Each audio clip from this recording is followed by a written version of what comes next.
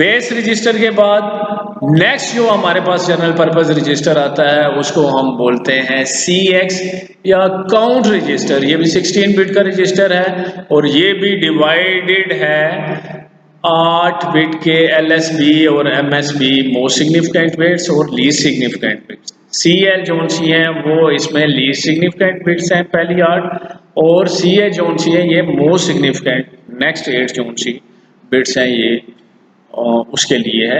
और ये सारा जब इकट्ठा होता है तो CX काउंट रजिस्टर बनता है। काउंट रजिस्टर का क्या काम है कि ये यूज होता है किसी इंस्ट्रक्शन के काउंट के लिए।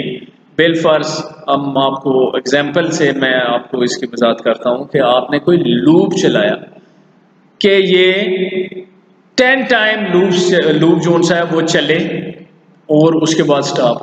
अब किस तरह पता चलेगा कि वो लूप 10 टाइम्स चल चुका है? तो ये काउंट रजिस्टर उस लूप को काउंट करेगा कि ये 1 बार 2 बार 3 बार 4 बार 5 बार 6 बार 7 बार 8 बार 9 बार, और जो हमने उसकी कंडीशन सेट की हुई थी 10 बार या 5 बार, जो भी आप कंडीशन, ये उस काउंट के लिए यूटिलाइज किया जाता है, ये शिफ्ट के लिए।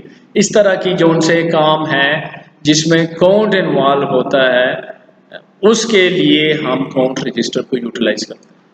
उसके बाद आ जाता है जो लास्ट हमारे पास जनरल पर्पस रजिस्टर है उसको हम DX या डाटा रजिस्टर बोलते हैं। ये भी 16 बिट का रजिस्टर है। इसमें हम डाटा को टेम्परेरी तौर पे स्टोर कर सकते हैं। ये भी 8 बिट्स के 2 पार्ट्स में डिवाइडेड है, एक को हम DL कहते हैं और दूसरे को DH कहते हैं। ये क्या करता है कि ये मोस्ट सिग्निफिकेंट पार्ट जो सा होता है जब हम 16 बिट की मल्टीप्लिकेशन को करते हैं कि 16 बिट की मल्टीप्लिकेशन जब हम कर रहे होते हैं, ज़रब दे रहे होते हैं, या मोस्ट सिग्निफिकेंट पार्ट जो सा होता है डिविडेंड बिफोर डिवीजन। डिवीजन से पहले जो डिविडेंड होता है, जिस चीज़ से हमने किसी चीज़ को डिवाइड करना है, उसका मोस्ट सिग्निफिकेंट पार्ट जो सा है उसको होल्ड करने के लिए ये डाटा रजिस्टर यूज होता है। देखें, पहले जो आपने जितने भी ऑपरेशन परफॉर्म किए थे अरिथमेटिक, उसमें प्लस था, माइनस था, मल्टीप्लिकेशन थी, उसमें 16 बिट का जो भी रिजल्ट था वो एक्यूमुलेटर रजिस्टर स्टोर कर रहा था। लेकिन अगर हमारे पास 16 बिट मल्टीप्लिकेशन हो जाएगी और 16 बिट से ज़्यादा अगर हमारे पास रिजल्ट आता है, 18 बिट्स का आ जाता है, 24 बिट का आ जाता है, 32 बिट का आ जाता है, तो पहला तो 16 बिट वो एक्यूमुलेटर रजिस्टर ही होल्ड करेगा उसको, और मोस्ट सिग्निफिकेंट पार्ट जो उनसे होगा नेक्स्ट जो 16 बिट है वो कौन स्टोर करेगा? वो डाटा रजिस्टर स्टोर करेगा। उसके बाद हम बात करते हैं सेगमेंट रजिस्टर की।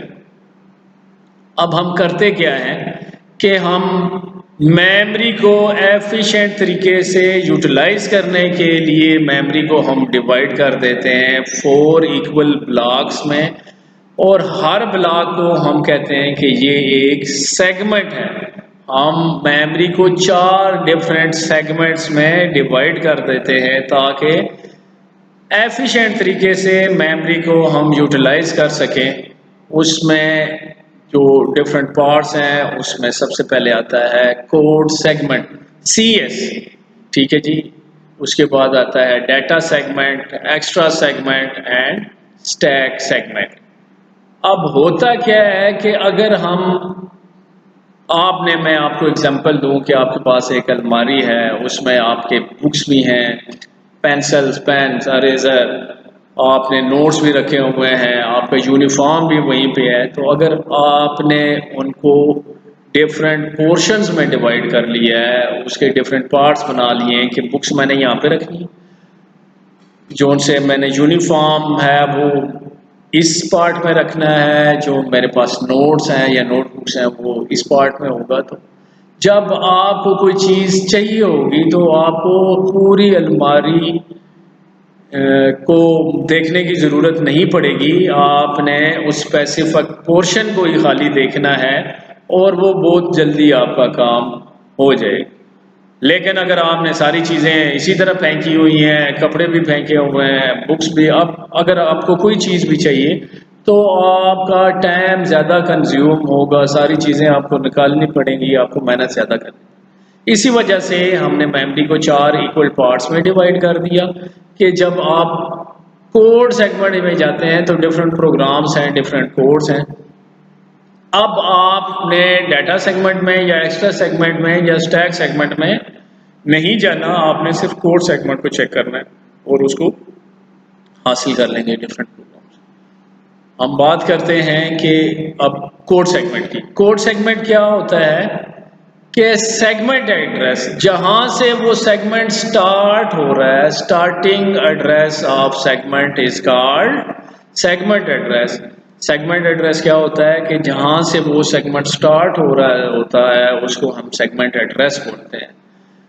प्रोग्राम मेमोरी का या कोड्स जहां पे पड़े हुए हैं या जहां पे प्रोग्राम पड़े हुए हैं उसका segment address code segment hold करेगा। अब इसके बाद आते हैं डाटा सेगमेंट और एक्स्ट्रा सेगमेंट। ये सेगमेंट एड्रेस डाटा मेमोरी का यूटिलाइज करते हैं, ये होल्ड करते हैं। इनके पास डाटा जो भी है उसका जो सेगमेंट एड्रेस होगा या स्टार्टिंग एड्रेस होगा वो डाटा सेगमेंट और एक्स्ट्रा सेगमेंट के पास होगा, लेकिन ये इकट्ठे यूज होते हैं स्ट्रिंग इंस्ट्रक्शन में। अब डाटा सेगमेंट के पास क्या होता है कि डाटा सेगमेंट होल्ड करता है सोर्स स्ट्रिंग एड्रेस के, जहां से वो स्ट्रिंग उसका सोर्स है, जहां से उसको लेना है, वो एड्रेस किसके पास होगा, वो डाटा सेगमेंट के पास होगा। और जो उसका डेस्टिनेशन एड्रेस होगा जहां पे उसको लेके जाना है, पहुंचाना है, वो एड्रेस एक्स्ट्रा सेगमेंट के पास। अब इसके बाद जो हमारे पास फाइनल सेगमेंट बचता है मेमोरी का, उसको हम स्टैक सेगमेंट कहते हैं या एसएसबी बोलते हैं। ये स्टैक मेमोरी का सेगमेंट एड्रेस या स्टार्टिंग एड्रेस जहां से वो सेगमेंट स्टैक सेगमेंट स्टार्ट हो रहा वो होल्ड करता है स्टैक सेगमेंट। उसके बाद बारी आती है pointer registers. Different pointer registers utilize किए जाते हैं। इसमें सबसे पहला जौन सा पॉइंटर रजिस्टर हम यूज करते हैं उसको हम इंस्ट्रक्शन पॉइंटर बोलते हैं।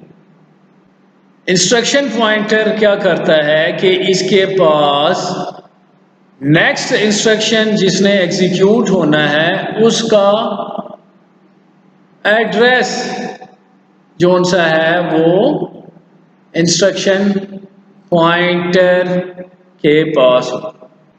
इसका एड्रेस किसके पास होगा, इंस्ट्रक्शन पॉइंटर के पास। इंस्ट्रक्शन पॉइंटर को हम प्रोग्राम काउंटर भी बोलते हैं और एड्रेस काउंटर भी बोलते हैं, क्योंकि इसके पास उस स्पेसिफिक जो नेक्स्ट इंस्ट्रक्शन जिसने एग्जीक्यूट होना होता है उसका एड्रेस होता है, इसलिए इसको हम एड्रेस काउंटर या प्रोग्राम काउंटर भी बोलते हैं। उसके बाद आ जाता है जी स्टैक पॉइंटर। ये क्या करता है, हमारे पास मेमोरी में जब हम किसी चीज़ को रिट्रीव करते हैं, निकालते हैं स्टैक में, तो उसके दो तरीक़ेकार हैं। एक है लास्ट इन फर्स्ट आउट और एक है first in first out. Last in first out को हम लीफो बोलते हैं और फर्स्ट इन फर्स्ट आउट को हम फीफो भी बोलते हैं। बिलफर्स एक क्लास है, उसमें हम बच्चों को रोल नंबर के हिसाब से बिठाते हैं, ठीक है। जो पहला बच्चा है उसको हम फीफो की बात कर रहा हूँ, फर्स्ट इन फर्स्ट आउट। उसको जैसे ही बच्चा आता है उसका रोल नंबर, पहला रोल नंबर उसको हम बिठा देंगे, उसके बाद सेकंड को, थर्ड को, फोर्थ को एंड सो ऑन, इसी तरह वो चलता जाएगा। अब जब हम उनको भेजेंगे तो वो फर्स्ट जो आया होगा, इन होगा, वो सारों से पहले फर्स्ट आउट होगा। इसी तरह मेमोरी की जब हम बात कर रहे हैं तो जो इंस्ट्रक्शन हमने फर्स्ट उसमें डाली उसको रिट्रीव करेंगे, जो हमने सेव की होगी उसको हम निकालेंगे। इस तरीके कार को हम फीफो बोलते हैं। और एक और तरीक़ेकार है कि इसी क्लास की मैं आपको एग्जांपल दे देता हूँ ये समझाने के लिए कि जो भी स्टूडेंट आया सबसे पहले उसको मैंने लास्ट में बैठा दिया, उसके बाद उससे नेक्स्ट आ गया, उससे नेक्स्ट आ गया, उससे नेक्स्ट आ गया एंड सो ऑन। जो आखिरी वाला है उसको मैंने फर्स्ट पे बैठा। अब जब निकलने की बारी होगी तो जो आखिर में आया हुआ है, लास्ट में इन हुआ है, वो फर्स्ट आउट होगा, बाहर निकलेगा तो वो पहले। इसी तरह जब हम मेमोरी की बात कर रहे हैं तो मेमोरी में जब हम लास्ट जो हमने इंस्ट्रक्शन इन की है उसको फर्स्टली आउट करें, पहले उसको निकालें, तो इस तरीके कार को हम लीफो करते हैं। तो ये क्या करता है, स्टैक पॉइंटर के पास ऑफसेट एड्रेस के एक्चुअल किस जगह पे, मेमोरी की किस लोकेशन पे वो पड़ा हुआ है, उसको होल्ड करने के लिए स्टैक पॉइंटर यूज किया जाता है। लीफो स्टैक का ऑफसेट एड्रेस इसके पास होगा। उसके बाद हमारे पास आता है base pointer. Base pointer it is use to hold element of array. Memory में जो एलिमेंट ऑफ एरे है उसका एड्रेस बेस पॉइंटर के पास होगा। इसके बाद हम बात करते हैं इंडेक्स रजिस्टर की। इंडेक्स रजिस्टर में हमारे पास सोर्स इंडेक्स है। ये किसी भी मेमोरी लोकेशन का ऑफसेट एड्रेस होल्ड करने के लिए इस्तेमाल किया जाता है। इसमें हम कोई भी जो सा है एड्रेस है मेमोरी का, वो उसका ऑफसेट एड्रेस कि ये कहाँ पे चीज़ पड़ी हुई है, उसको हम यूटिलाइज कर सकते हैं। लेकिन ये स्ट्रिंग इंस्ट्रक्शन में क्या होता है कि सोर्स स्ट्रिंग एड्रेस जो उनसा होता है वो ये होल्ड करता है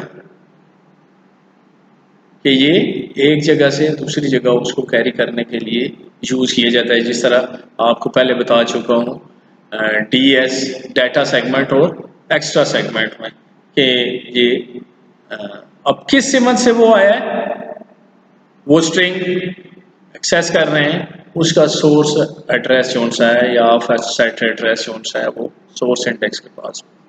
इसके बाद आता है डेस्टिनेशन इंडेक्स। ये भी किसी मेमोरी का ऑफसेट एड्रेस होल्ड कर सकता है कि किसी मेमोरी लोकेशन का ऑफसेट एड्रेस इसके पास हो सकता है। लेकिन स्ट्रिंग इंस्ट्रक्शन में डेस्टिनेशन स्ट्रिंग एड्रेस इसके पास होगा कि कौन सी एक्चुअल डेस्टिनेशन है उस स्ट्रिंग की, उसका एड्रेस डेस्टिनेशन